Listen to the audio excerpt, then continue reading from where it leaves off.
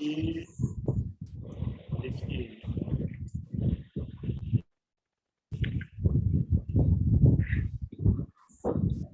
आपको स्क्रीन पे क्या दिख रहा है? साहित्य दर्पण दिख रहा है?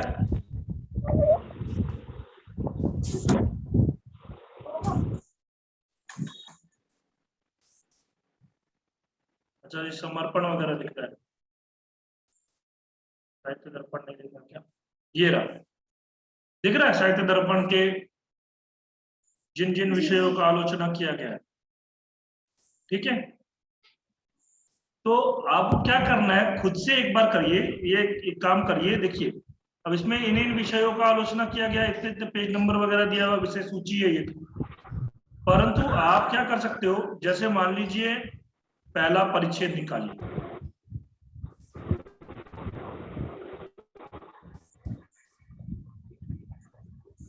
भूमिका ज्यादा बड़ा है इसमें।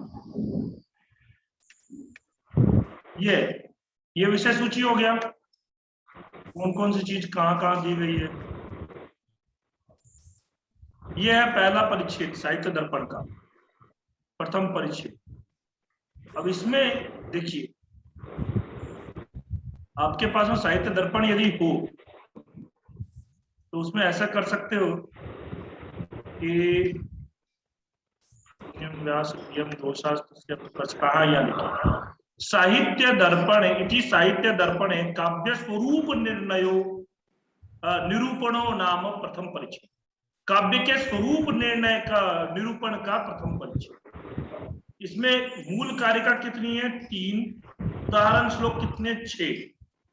यही इसीलिए मैंने बोला ना, पुष्पिका बहुत जरूरी होती है, क्योंकि इससे आपको एक आइडिया भी लग जाता है इसमें क्या क्या चीजें हैं। ठीक है, ऐसे ही आप दूसरा भी देख सकते हो, दूसरे परिच्छेद का।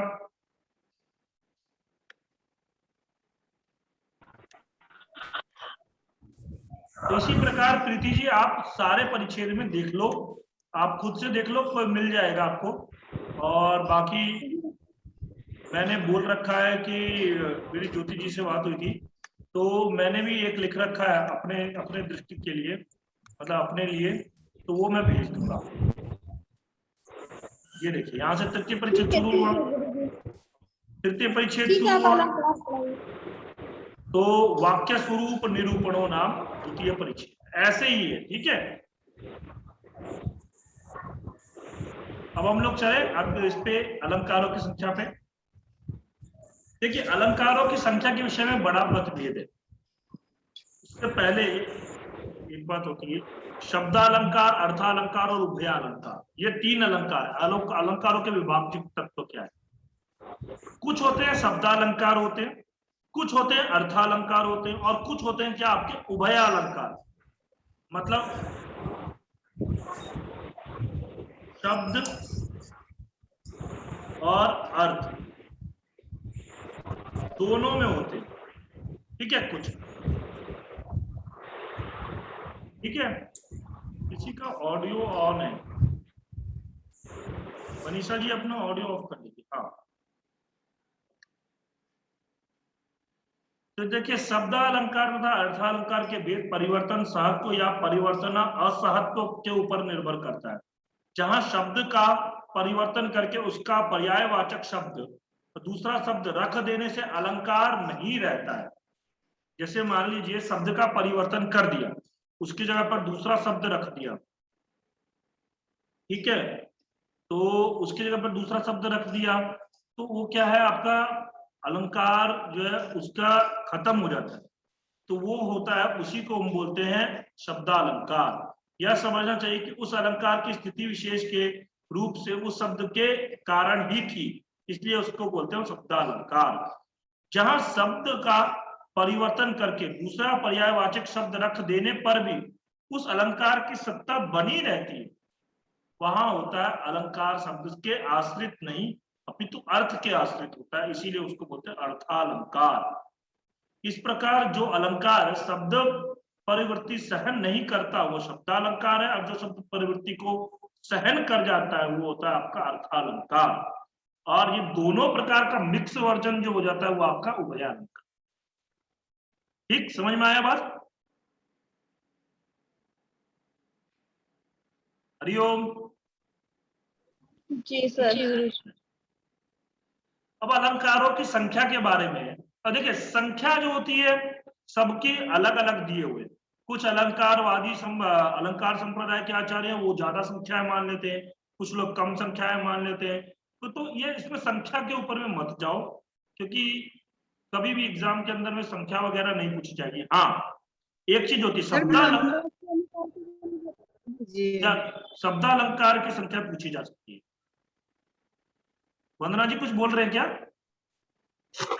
सर मैं क्यों, मुख्यतः मम्मट के अनुसार पूछे जाते हैं सारे, तो ये एक बार चर्चा कर दीजिए, इन लोगों के लिए सहायता होगी। हाँ वही बिल्कुल। तो जैसे अब मम्मट ने, देखिए मम्मट ने 61 अर्थालंकार माने, ठीक है। और शब्दालंकारों में वामन आदि के, देखिए वामन आदि ने केवल अनुप्रास और यमक दोनों की ही गणना की है, परंतु मम्मट उनके साथ साथ वक्रोक्ति, श्लेष, चित्र और पुनरुक्ता वदाभास को भी शब्दालंकार मानते हैं। यहाँ पे 100 होना चाहिए, लॉ की जगह पर 100 होना चाहिए। शब्दालंकार माना गया। तो मम्मट के अनुसार 6 हो गए। ठीक, कौन कौन से हैं? पहला है अनुप्रास, दूसरा यमक, तीसरा श्लेष, चौथा वक्रोक्ति, पांचवा चित्र और छठा पुनरुक्ता वदभास। पुनरुक्त वदाभास तो बताओ। ठीक, ये 6 अलंकार माने गए। ठीक, इसके बाद में अब देखिए इसमें से श्लेष तथा पुनरुक्त वदाभास की स्थिति में भी मतभेद पाया जाता है। अलंकार सर्वस्वकार, आपके एग्जाम में ना 2-3 बार पूछा गया, अलंकार सर्वस्वकार कौन है? किसने किया अलंकार सर्वस्व की रचना? रुय्यक। हाँ रुय्यक। तो ये नाम लिखा हुआ है आगे, रुय्यक पुनरुक्त वदभास अलंकार को अर्थालंकार मानते हैं, ठीक है। परंतु मम्मट, विश्वनाथ, शोभाकर मिश्र इसको शब्दालंकार मानते हैं। अब अलग अलग लोगों का अलग अलग मत है, हम लोग उस मतभेद में ना जाएं तो ज्यादा अच्छा रहता है, ठीक है ना। हम लोग ये इस सब मतभेद को छोड़ दिया जाए। अच्छा, कुवलयानंद के रचयिता कौन है? अप्पय्य दीक्षित। हाँ, अप्पय्य दीक्षित, ठीक है। अब एक काम करते हैं, हम लोग कितने अलंकार पढ़ने हैं, ठीक है। तो ये आप लोग नोट कर लीजिए, ठीक है। मैंने क्या किया है, मैंने अपने यहाँ पे दीवार पे पूरा, देख रहे होगे आप, कागज सा कुछ दिख रहा होगा आपको, ये पूरा नेट का सिलेबस लगा दिया है। पूरा एक लाइन से मैंने नेट का सिलेबस चिपका दिया है। नेट के 25 कोड का भी चिपकाया है, 73 कोड का भी बाकी है, दोनों कोड का चिपका दूंगा यहाँ पे, ताकि हमेशा देखते रहे, दृष्टिपात में आते रहे। क्योंकि नेट के 25 कोड में हर एक चीज समाहित हो जाता है, बहुत बड़ा सिलेबस है, सब जगह का उसी के अंदर में समाहित हो जाता है। तो अब इसमें अलंकारों के बारे में देखिए, कौन कौन से अलंकार करने हैं, यही नेट के 25 कोड के उससे ही मैं बता देता हूं आपको। ये सारे अलंकारों को हमको पढ़ना है। सबसे पहला है वक्रोक्ति। वक्रोक्ति, अनुप्रास, यमक, श्लेष, उपमा, मुझे ज्यादा कुछ करने की जरूरत नहीं पड़ेगी, पीछे मुड़ जाओ देख लो। यमक, श्लेष, उपमा, फिर उसके गुरुजी नेट का, हाँ हाँ, ये नेट के सिलेबस का अलंकार है। हाँ, नेट के सिलेबसों का अलंकार है। इसी से ही आपका, देखिए हमें क्या करना है, यूपी पीजीटी इसी से ही तैयार हो जाएगा। अगर हमने ये सारे अलंकार कर लिए, यूपी पीजीटी में इन्हीं में से अलंकार है, और कोई बाहर का अलंकार देने वाले नहीं है। और साथ में डीएसएसबी में भी इन्हीं में से ही अलंकार, ठीक है। डीएसएसबी, यूपी पीजीटी, कोई भी एग्जाम हो, यूपीएचएससी, आरपीएससी, जीए, मतलब गुजरात का कहीं का भी एग्जाम हो, कोई भी एग्जाम हो, इसके अलावा कोई और अलंकार पूछ ही नहीं सकता। आया समझ में? तो इसलिए हम इसका पूरा अलंकार कर ले तो बहुत है, ठीक। टीजीटी के लिए कौन से इम्पोर्टेंट है? पीजीटी के लिए ये सारे इंपॉर्टेंट है, कोई भरोसा नहीं है, समझ में आया बात? ठीक है। इसीलिए मैं टीजीटी के लिए ही करवा रहा हूँ। टीजीटी में कोई भरोसा नहीं है, वो अनुप्रास से पूछ ले, क्योंकि ये सारे प्रसिद्ध अलंकार है। ठीक है, ठीक है सर। उपमा, रूपक, उत्प्रेक्षा, समासोक्ति। रूपक, उत्प्रेक्षा, समासोक्ति, अपहनुति। ठीक, अपहनुति के बाद में निदर्शना, अर्थांतरन्यास, दृष्टांत। निदर्शना, अर्थांतरन्यास, अर्थांतरन्यास है, तो ठीक है। दृष्टांत। सर मैं एक बात, हाँ हाँ बोलिए। सर वो पीजीटी एग्जाम तो 17 को है ना, 17 को? 18 को। अच्छा 18 को है सर। सर इतने इतने अलंकार ये लोग कर पाएंगे? जो जो अनिवार्य है सर केवल वही करवा दिया जाए मेरे ख्याल से। हाँ हाँ बिल्कुल। सर मैं क्या कह रहा हूँ, अभी ये पूरा लिखवा दे रहा हूँ, फिर जो यूपी पीजीटी के लिए जो सिलेबस में है, क्योंकि 18 तारीख के लिए मुझे देखना है ना थोड़ा सा, पहले ये अलंकारों के नाम तो लिखवा दूं, जो ये जो पढ़ने हैं हमें। ठीक है, मैं करवाऊंगा वही। ठीक। अरे गुरुजी, हाँ, सब हाँ। लिख दीजिए, इसके बाद मैं बता दूंगा तो उसमें टिक कर दीजिएगा यूपी पीजीटी में, और वो पता पढ़ा दीजिए। हाँ वही चीज मैं करूंगा। हमारे पास सिलेबस खोल के बैठे हैं हम। हाँ। अर्थांतर क्या क्या क्या क्या?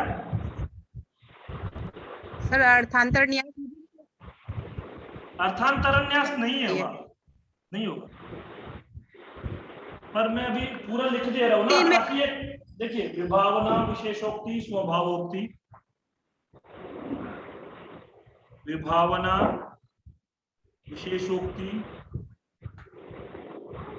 स्वभावोक्ति। ठीक, उसके बाद विरोधाभास, संकर और सृष्टि, संसृष्टि। यहां लिख दे रहा हूं, विरोधाभास, संकर और संसृष्टि, ये पूरे अलंकार है। अब देखिए क्या करना है, ये नेट का सिलेबस का अलंकार, इसके अलावा कहीं नहीं जाएगा, बाहर कहीं नहीं जाता।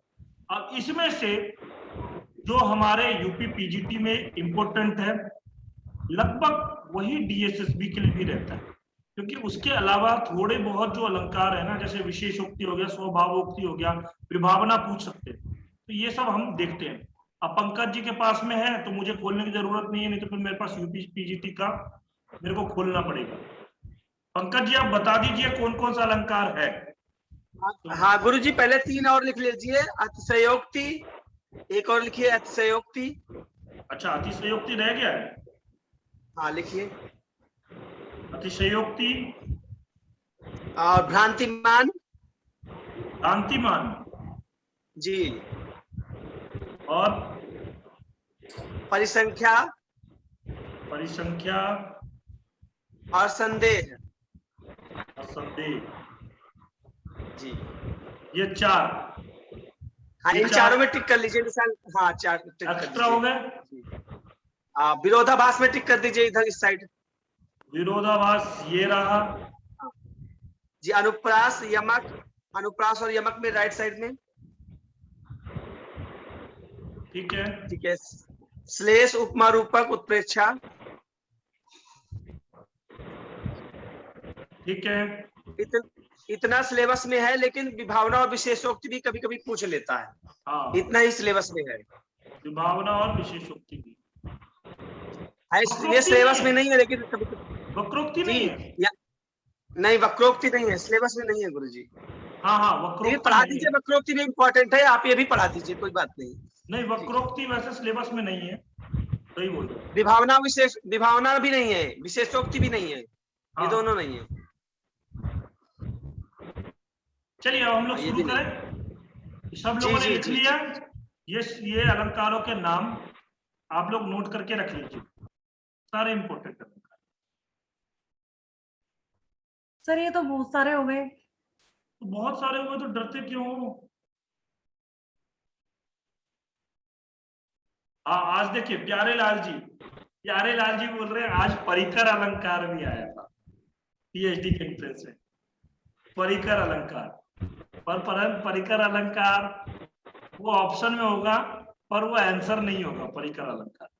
ठीक है, ऑप्शन में डाल देते हैं पर वो आंसर नहीं होता, क्योंकि ऐसे अलंकारों के बारे में पूछा नहीं जाता। वो उनको कुछ तो ऑप्शन डालना है, ऐसा ऑप्शन बनाते हैं कि सोचते हैं कि बच्चा कुछ हटके करना चाहे तो वो हटके कर दे, ऐसा है, इसलिए वो डालते हैं। चलिए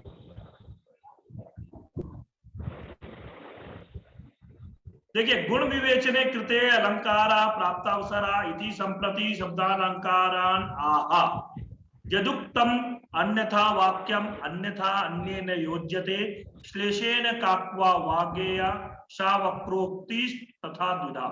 देखिए यहाँ पे बोल रहे हैं वक्रोक्ति जो होता है वो श्लेष वक्रोक्ति और काकू वक्रोक्ति, दो वक्रोक्ति से आपका दो प्रकार की वक्रोक्ति होती है। ठीक है, अलंकार।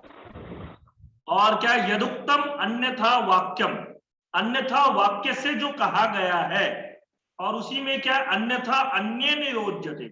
हाँ, और दूसरा क्या होता है, वो दूसरा कुछ और सोचता है।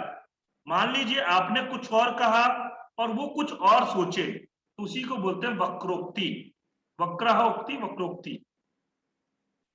ठीक है, तो ये है इसका हिंदी में अर्थ देख लीजिए। यहाँ पे जो वक्ता द्वारा अन्य प्रकार से अन्य अर्थ में कहा हुआ हो वाक्य दूसरे अर्थात बोधा या श्रोता द्वारा श्लेष अर्थात शब्द दो अर्थों वाला या भिन्न कंठ ध्वनि काकू के अर्थ से बोलने वाले लहजे से अन्य प्रकार से समझ ले।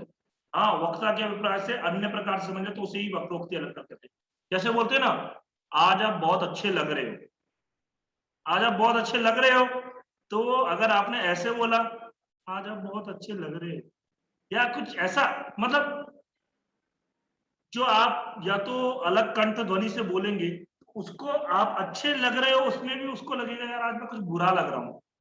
हाँ, तो वो चीज है, तो वो अन्यथा समझ ले, आपने बोला कुछ और अन्यथा समझ लिया उसने, तो वही है वक्रोक्ति अलंकार। ठीक है, अब इसमें उदाहरण दिया है पदभंग श्लेष का, नारी नाम अनुकूलम आचरसी। ठीक है, चेतत जानासि कश्चेतनो वामानां प्रियमाददाति हृदय हित किं नैवा बलानां भवान् युक्तम ही हित कर्तनम ननुवला भाव प्रसिद्धात्मना सामर्थ्यम भवता पुरंदर मतच्छेदम विधातुम कुतः। तो ये कोई इंपोर्टेंट नहीं है, अभंग श्लेष का है, काकू का भी उदाहरण दिया। हमारा वक्रोक्ति अलंकार समझ चुके हो, दो प्रकार का भेद हो गया, एक तो श्लेष से और दूसरा काकू से। ठीक है, जो किसी और अर्थ में बोले और जो सुनने वाला हो या समझने वाला हो वो कुछ और अर्थ में उसको समझे।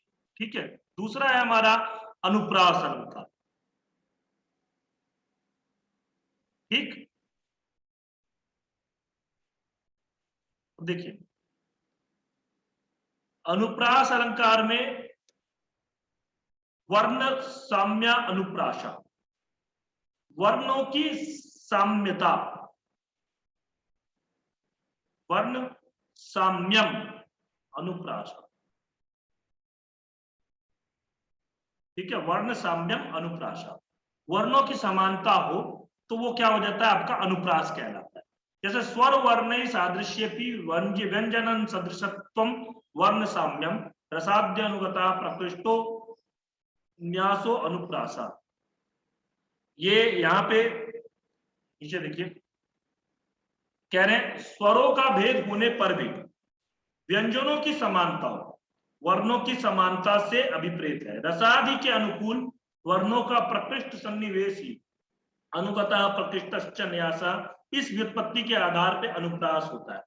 अनुप्रास का यहाँ पे व्युत्पत्ति क्या दिया है, अनुगतः प्रकृष्टश्च न्यासः। ठीक है, यहाँ पे ये दिया हुआ है इसका। अब ये इसमें भी क्या हुआ, अनुप्रास अलंकार मतलब रसादि का अनुगतः, रसादि के पीछे जाता रहता है। प्रकृष्ट ये न्यासः, ये आपका इसका दिया है, अनुप्रास का ये व्युत्पत्ति बताया हुआ है। फिर इसके बाद छेक वृत्ति गतो द्विधा। अब यहाँ पर अनुप्रास अलंकार कितने प्रकार के हो गए? 2 प्रकार के। छेक, एक तो छेकानुप्रास हो गया, दूसरा वृत्ति तो हमारा वृत्त्यानुप्रास हो। ठीक है, वृत्ति और अनुप्रास यहां पर यह संधि करके वृत्त्यानुप्रास कर दिया। तो छेकस्य नाम विदग्धा। एक बार आपके डीएसएसबी में पूछ लिया गया प्रश्न है, छेक शब्दस्य को अर्थ याद है किसी को? डीएसएसबी का प्रश्न पंकज जी आपको याद होगा सर, पंडित है ना मीनिंग? हाँ जी गुरुजी, पंडित भी है, इसका विदग्ध या पंडित दोनों सही है। हाँ नहीं, वहां पे क्या था, विदग्ध तो ऑप्शन में नहीं था। विदग्ध का अर्थ ही होता है पंडित, तो वो पंडित लगाना चाहिए ऐसा। अब जब मान लो एग्जामिनर बहुत चालाक होते हैं, वो लोग देते हैं, अब यहाँ तो हमने विदग्ध देख लिया, ठीक है, अब वो विदग्ध शब्द देंगे ही नहीं, उन्होंने दिया ही नहीं था विदग्ध शब्द, उसमें था पंडित शब्द था उसका आंसर। ठीक है, फिर उसके बाद वृत्ति नियत वर्णगतो रस विषयो व्यापारः गत इति छेकानुप्रासो वृत्त्यानुप्रासश्च। ठीक, अब देखिए छेकगत वृत्तिगत 2 प्रकार के अनुप्रास होते हैं। छेक शब्द का अर्थ होता है चतुर्व्यक्ति, अब विदग्ध का अर्थ ही होता है चतुर्व्यक्ति। और वो चतुर्व्यक्ति कौन होता है? वो पूजा पाठ करने वाला पंडित नहीं, पंडित का मतलब चतुर्व्यक्ति, ठीक है ऐसा, या विद्वान ऐसा बोलते। वृत्ति चतुर्व्यक्ति तथा वृत्ति अर्थ नियत, वृत्ति का अर्थ नियत वर्णों में रहने वाला रस विषयक व्यंजना व्यापार है। गत यह पद द्वंद्वान्ते श्रूयमानम पदम प्रत्येकम अभी संबध्यते। मतलब ये यहाँ पर जो ये इसके टीकाकार कौन है, ये आपके ये किसकी टीका है? आपकी बहुत अच्छी टीका है ये, इनके जिन्होंने ये अर्थ लिखा है इसका, अभी नाम मुझे याद नहीं आ रहा, और बहुत अच्छे हैं, उन्हीं की टीका बहुत प्रसिद्ध चलती है। तो ये बोलते हैं जैसे वृत्तिगत छे का गत है ना, तो गत शब्द को दोनों में ले लिया, तो ये छेकगत और वृत्तिगत 2 प्रकार के होगा। इस नियम से के अनुसार छेक वृत्ति दोनों पदों के साथ जुड़ता है और छेकानुप्रास वृत्त्यानुप्रास होगा। अब इन दोनों का अनुप्रास का वर्णानुप्रास होता है, मतलब आपका 2 प्रकार का वर्णानुप्रास कहलाया गया। ठीक सर, है, वृत्ति का क्या मीनिंग बताया आपने? वृत्ति का मतलब यह है अर्थ को नियत करने वाला वृत्ति। ठीक है, आगे चलते हैं। छेकानुप्रास ऊपर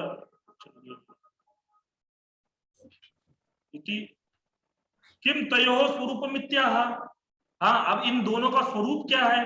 तो बोले सो अनेकस्य सकृत पूर्वस्य, सकृत पूर्वः, सो अनेकस्य सकृत पूर्व, यानी कि अनेकस्य अर्थात व्यंजनस्य सकृत एक वारम सादृश्यम छेकानुप्रासा। उदाहरणम यथा, उदाहरण में दिया जैसे ततो अरुण परिस्पंद मंदीकृत वपुषसी दद्रे काम परीक्षाम अकामिनी कंड पांडुताम। ठीक है, देखिए छेकानुप्रास का क्या दिया? अनेक वर्णों का एक बार आवृत्ति रूप साम्य, प्रथम छेकानुप्रास होता है। अनेक वर्णों का एक बार आवर्तन करना, आवृत्ति रूप जो साम्य होता है ना, एक बार साम्य, वो क्या कहलाया आपका? आपका छेकानुप्रास कहलाया। अनेक व्यंजनों का सकृत बोलते हैं, एक बार सादृश्य छेकानुप्रास होता है। सकृत तथा उसमें बोलते हैं ना, ये इसमें आया था, यद्यपि नहु बहुनाधीशे तथापि पटपुत्र व्याकरणम, और क्या बोले, तथापि पटपुत्र व्याकरणम स्वजनः स्वजनो माभूत सकृत सकलम सकलम सकृत सकृत। हाँ, शकलम शकलम सकृत सकृत बीच में। तो ये एक तो ये वाला सकृत होता है एक साथ, या मतलब जैसे उसके साथ में सादृश्य, हाँ वो। और दूसरा ये वाला सकृत का मतलब हो जाता है आधा, ठीक है। इसलिए तो इस बारे में 100 का भेद है, तो इसीलिए बोलते हैं कि व्याकरण को पढ़ना चाहिए। और ये देखिए, तब प्रातः काल के समय सूर्य के सारथी अरुण के गतिशील होने से मलिन स्वरूप वाला चंद्रमा काम के उपभोग से दुर्बल कामिनी के कपोल स्थल के समान सफेद हो गया। ठीक। ततो अरुण परिस्पंद मंदीकृत वपु शशि। मंदीकृत वपु शशि मतलब क्या है? जो आपको मंदीकृत कर दिया, यानी कि कमजोर कर दिया, मंद कर दिया, गतिशील। मतलब जैसे गति वाला तो चंद्रमा है आपका, सूर्य है, और चंद्रमा क्या हो गया आपका? मंद हो गया, मलिन हो गया, उसके सामने में ऐसा बिल्कुल उसकी प्रकाशहीनता हो गई। ठीक है। तो दग्धे काम क्या है? काम परीक्षाम अकामिनी गंड पांडुताम। जैसे बोलते हैं काम के उपभोग से दुर्बल कामिनी के कपोल स्थल के समान सफेद हो गया। जब आता है ना आपका सूर्य, एक चीज है, ये बोलते हैं अरुण। जो पीजीटी का पेपर देने जा रहे हैं उनके लिए मैं एक बात बता दूं, शिशुपाल वध में आया है गतम तिरश्चीन अनुरुसारथे। अनुरुसारथे, तो अनुरुसारथे का मतलब क्या हुआ? जिसकी जंघा नहीं है। तो अरुण जो उनका सारथी है ना सूर्य का, उसकी जंघा नहीं है। ठीक है। जंघा नहीं है मतलब क्या है आपका? आधे पर ही अंडा फूट गया था, तो आधा शरीर उनका बना था, तो उसमें बोला। तो जब सूर्य अरुण के साथ में उदय होता है तो उस समय क्या होता है? चंद्रमा का जो प्रकाश होता है वो क्या हो जाता है? मलिन हो जाता है। तो उसी का उदाहरण बताया है, नीचे दिया हुआ है कि जैसे काम के उपभोग से दुर्बल कामिनी के कपोल स्थल सफेद हो जाते हैं, मतलब वो लज्जा करने लग जाती है, तो ऐसा इसमें बताया। ठीक है, वो चंद्रमा का ऐसा दिया है उपमा। तो यहां पर देखेंगे तो ये ततो अरुण परिस्पंद, देखिए परिस्पंद यहां अंधा दिख रहा है, और मंदी देखिए ये दिख रहे नौद नौद दिख रहा है ना, ये अनुप्रास अलंकार का। ठीक है। कृत वपु, फिर उसका दध्रे काम परीक्षाणाम अकामिनी, फिर उसके बाद में काम कामिनी ऐसा दिया, कामिनी गंड पांडुताम, ऐसे गंड पांडु ऐसे करके ये इसका भी जो समान है ना, मतलब एक बार आए, एक बार हो। ठीक है। तो वही चीज होता है छेकानुप्रास कहता है। ठीक है। और ये बताया है कब का? ये जो श्लोक दिया है ना, तत्व और उन परिस्पंदा मंदीकृत वपु शशि दग्ध्रे काम परीक्षानम अकामिनी गंड पांडुताम।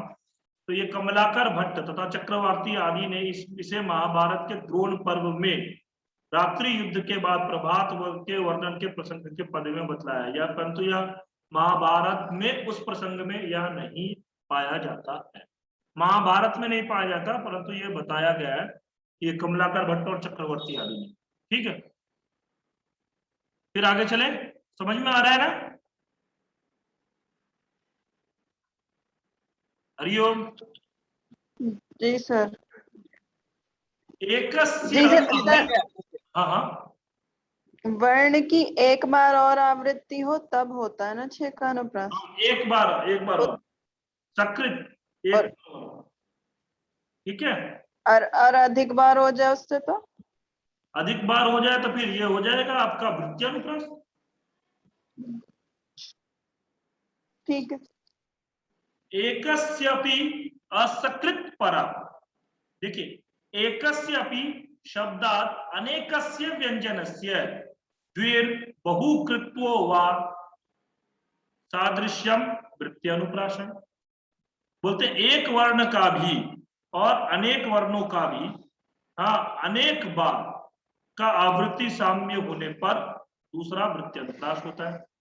एक वर्ण का और अभी शब्द के प्रयोग से अनेक व्यंजनों का भी एक बार या बहुत बार सदृश्यता के कारण यदि आवृत्ति होती है तो उसे बोलते हैं वृत्त्यानुप्रास। ठीक है। सर एक बार अपनी लैंग्वेज में बताइए सीधा छेकानुप्रास और इसमें अंतर। अच्छा, अपनी लैंग्वेज में बताएं। हाँ जी सर। क्या होता है, जब एक वर्ण का मतलब एक बार और प्रयोग हो तो हो गया छेकानुप्रास। ठीक है। और एक ही वर्ण का या अनेक वर्ण का बार बार प्रयोग हो, 2 बार 3 बार 4 बार 5 बार भी प्रयोग हो सकता है, तो वो आपका कहलाता है वृत्त्यानुप्रास। एक वर्ण की एक बार आवृत्ति छेकानुप्रास, हाँ बार आवृत्ति वृत्ति। हाँ, वृत्त्यानुप्रास। ठीक है। ये देख सकते हैं ना हम, यहाँ देखिए ना, पता लगेगा। इस उदाहरण में देखिए, स्पंद, यहाँ द दिख रहा है, यहाँ पर भी द दिख रहा है, एक ही बार आवृत्ति की गई है ना। तद्रे काम, कामिनी, न और ये गंडा, पांडु, ऐसा मतलब देख सकते हैं हम लोग, एक ही बार आवृत्ति हो रही है। परंतु इसका जो उदाहरण देखेंगे आगे आएगा,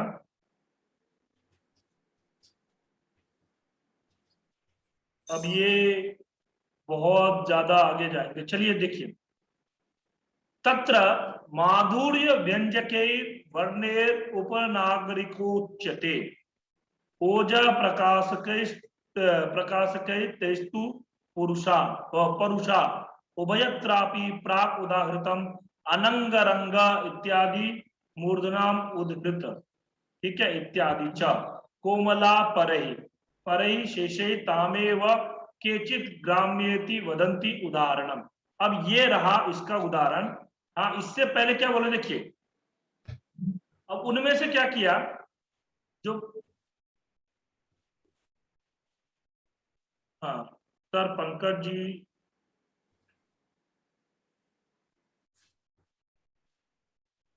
क्या समझा रहे थे एक बार, शालू जी? शालू जी,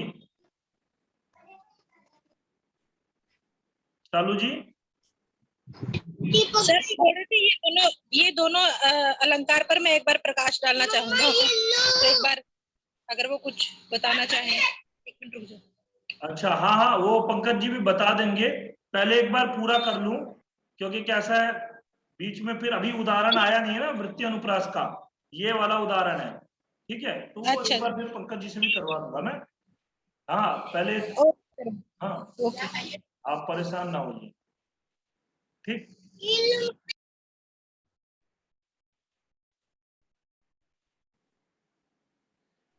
अब देखिए, माधुर्य व्यंजक वर्णों से युक्त वृत्ति उद्भट के मत में उपनागरिका, वामन के मत में वैदर्भी रीति कहलाती है। और आपका ओज के प्रकाशक वर्णों से युक्त वृत्ति उद्भट के मत में पुरुषा वृत्ति, और वामन के मत में गौड़ी रीति कहलाती है। वैदर्भी और गौड़ी रीति हो गई। ठीक है, ये आपके उद्भट के मत में उपनागरिका और इनके परुषा वृत्ति होती है। ये माधुर्य व्यंजक और ओज के प्रकाश। अब इन दोनों के उदाहरण अष्टम उल्लास में बता चुके हैं। अब यहाँ पर शेष वर्णों से युक्त तीसरी वृत्ति उद्भट के मत में कोमला वृत्ति होती है और पांचाली रीति होती है। देखिए, जो आपका वैदर्भी, गौड़ी और पांचाली, इन्होंने 3 माना है रीतियों। ठीक है, मम्मट में। और उसी उद्भट ने उपनागरिका वृत्ति, परुषा वृत्ति और कोमला वृत्ति। तो माधुर्य व्यंजक के प्रकाशक होंगे तो आपके हो जाएगा वैदर्भी, ओज के होंगे तो गौड़ी, और आपके जो भी शेष वर्ण बचे, तीसरा जो भी बच गया वो पांचाली का। ठीक है, समझ में आ रहा है बात? अब इसमें दे रहे हैं उपनागरिका, इसको छोड़ करके जो भी शेष बच गया, उसको बोलते हैं कोमला वृत्ति। शेष से युक्त समझना चाहिए कोमला वृत्ति को, कोमला वृत्ति। ठीक है, जिसे कि कोई ग्राम्यावृत्ति भी बोलता है, ग्राम्य। अब इसमें आया श्लोक, उदाहरण यहाँ पे अनुप्रास का उदाहरण ये वाला है, वृत्तीय अनुप्रास का। इससे पहले इन्होंने बोला अष्टम उल्लास में इन लोगों को, इन सबका उदाहरण दे दिया है, माधुर्य का भी दे दिया है और आपका गौड़ी का भी उदाहरण दे दिया। माधुर्य का ये वाला उदाहरण है अनंग रंग, और गौड़ी का ये वाला उदाहरण। अब उसके आगे देखिए, अपसारय घनसारम कुरुहारम दूर एव किम कमल ही अलमल अलमलम अलमलमाली मृणाले रीति वदती दिवानिशम वाला। बोल रहे हैं कपूर को हटा दो, हार को दूर ही रखो, कमलों से क्या लाभ हे सखी, मृणालों को रहने दो, योगिनी बाला रात दिन यह कहती रहती है। अब ये क्या है ना, ये कोई वियोगिनी है। वियोगिनी मतलब प्यार में धोखा खाई हुई है, ठीक है, प्यार में धोखा खाई हुई, या ऐसा बोल सकते हैं कि अपने प्रेमी से दूर है, ठीक है, उसका प्रेमी दूर है। तो वो बोलते हैं अपसारय घनसारम कुरुहारम दूरा। ठीक, यहाँ पे बोल रहे हैं कि ये जो घनसारा मतलब जो कर्पूर इत्यादि जो है उसको हटा दो, ठीक है, दूर कर दो। हाँ, और हारम दूर किम कमल ही, और ये कमल से भी क्या लाभ, ठीक है, अलमाली मृणाले वदति दीवानिशम बाला। वो बोलते हैं कि ये जो है ना, मृणालों को रहने दो, और बाला दिन रात या कहती रहती है, दिन रात वो बोलती रहती है, बहुत रोती रहती है, और दिन रात यही बात करती रहती है कि मृणालों को रहने दो, बाकी सब चीजों को दूर कर दो। ठीक है, ये बहुत बढ़िया उदाहरण है। कहाँ का है ये पता है? इन्होंने दिया नहीं है, ये मुझे लगता है वहां का है, मालती माधवम या कहीं और का है ऐसा। ठीक, अब यहां देखो अनुप्रास में अपसारय, अपसार सार आया, सार सार दिख रहा है, दो व्यंजनों का, एक तो दो वर्णों का दिख रहा है, सार सार। पुरुहारम दूर किम कमल ही अलमाली अलमल माली, देख लो अल मल माली, ठीक है, मृणाले इति वदति दिवानिशम बाला। ये देख रहे हो, अपसार सार दो दो बार आ गया, दो दो वर्णों का हुआ। हाथ दूर दूर किम कमल ही, अलमल भी यहाँ पे भी मल अलम अल, यहाँ पे मल मल दो बार, मल माली दो बार प्रयोग हुआ है, मृणाले रीति वदति दिवानिशम बाला। तो इसमें इसीलिए ये कौन सा हो गया, वृत्त्या